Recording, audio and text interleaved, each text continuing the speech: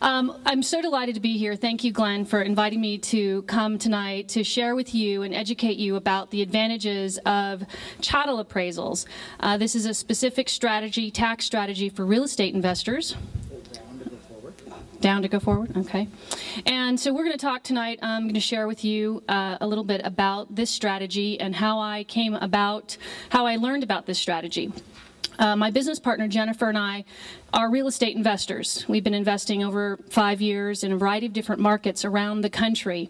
And we were looking for a way to increase the cash flow on our properties. We had invested in a number of appreciation markets. This was 5 years ago. And we were very happily increasing our portfolio. But we wanted more cash flow. And Jennifer came across chattel appraisals as a strategy and tried to get a valuation appraisal done on her properties out here in Vegas, actually, and couldn't really find anybody to get one of those done. And so we, being entrepreneurs, saw this as an opportunity and started researching how we would be able to bring this tax strategy to the real estate investor, to the individual real estate investor. So that's kind of a little history on how this came about. Oh, boy, that's fast.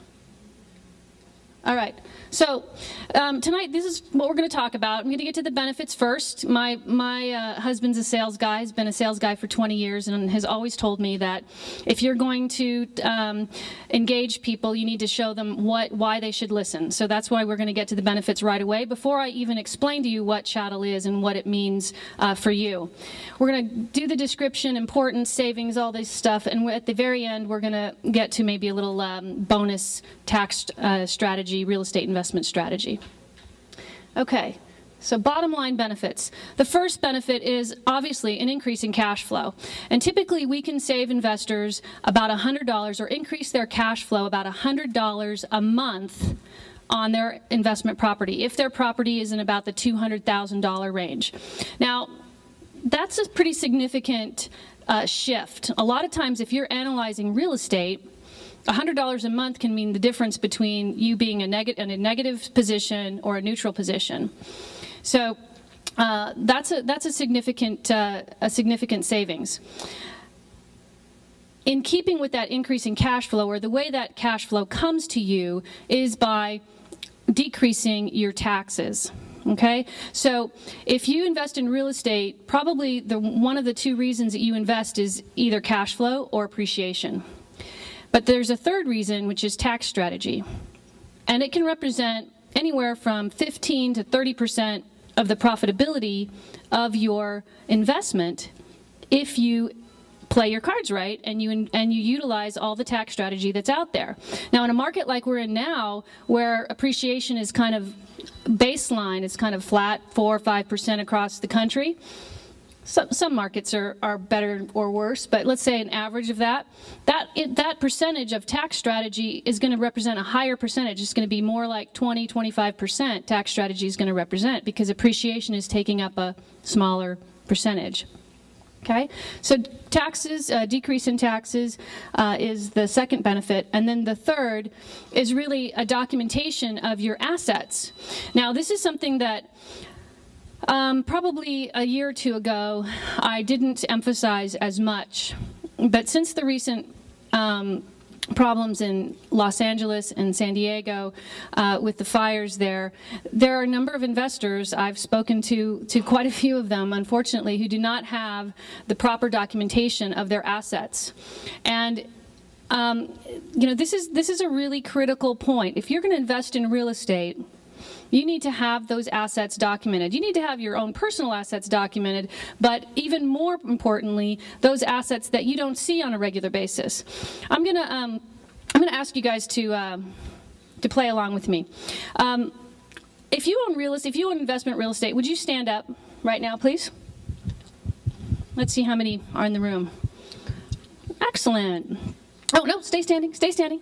Okay, so if I asked you to produce for me a list of the things that are in the assets that are in your investment real estate, if you could do that, then stay standing. If you can't produce a list of the assets that are in your investment real estate, then sit down.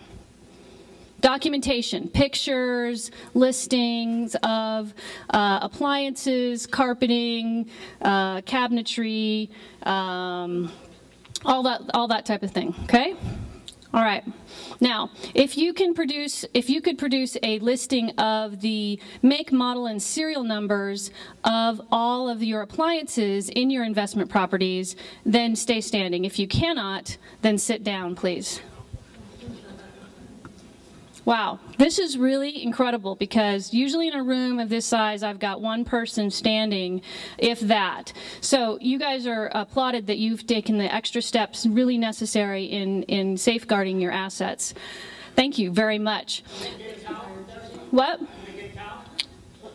We're gonna get to the cows. Yeah. All right. So. The benefits here are to increase your return on investment and protect your assets at the same time. That's what we're doing, okay?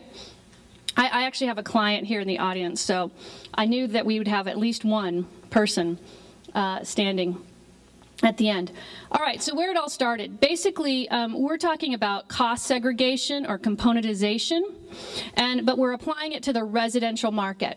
So cost segregation has been applied to the commercial market for over 10 years. And in '97, this court case really solidified the use of what we call cost segregation or componentization in the commercial market. At the time, there was nobody out there providing it to the residential market. The cost segregation companies that are out there that work with the commercial real estate world, their baseline is about $5,000. That's the cheapest report that they have. Okay, it's about $5 grand. They won't touch a property that's under $1 million in value.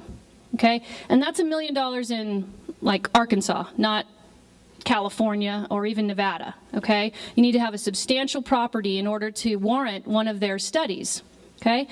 However, the tax advantages are available to anybody who uses real estate as a business, whether it's commercial business or residential business. And we took that point and discovered a way to bring that service to the residential market. Okay, we had to overcome a variety of different obstacles, the first of which is just how do I get that service down to a point where the return on investment is going to be attractive to your individual investor. And that's how National Chattel was started. And we brought the team together about 2 years ago, and we're able to deliver a product to the residential real estate investor. All right, so what is Chattel? You guys can read this as well as I can, and what I'll say about this is that chattel is personal property. Really, if you look it up in the dictionary, that's what it refers to. A couple people here raised their hand when Glenn asked if they knew what chattel was. Who are those people that know what chattel is? Are you a realtor? Okay. Client. Back there? You're an investor. Okay. So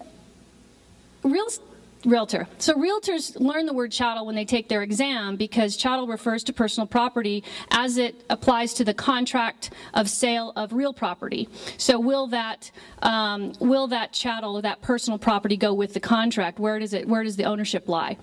And so, but we're not talking about chattel in that respect. So all of you realtors in the room, take that definition, put it away, because it doesn't apply. We're talking about the IRS definition of chattel, okay?